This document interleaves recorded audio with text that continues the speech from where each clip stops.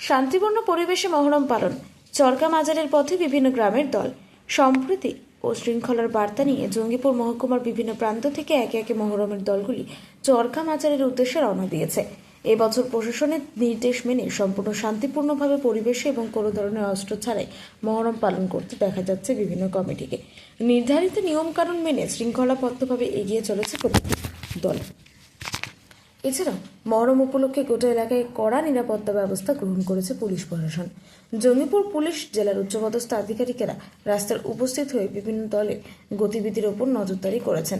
প্রতিটি দলের সঙ্গে পর্যাপ্ত সংখ্যক পুলিশ কর্মী এবং কেন্দ্রীয় বাহিনীর জওয়ানেরা মোতায়েন করা হয়েছে, যাতে কোথাও কোনো অপ্রীতিকর পরিস্থিতির সৃষ্টি না হয়, তাই সকলেই নিরাপদে গন্তব্যে পৌঁছতে পারেন। এবারের মহরমকে কেন্দ্র করে সাধারণ মানুষের মধ্যে সচেতনতার পরিচয় মিলেছে।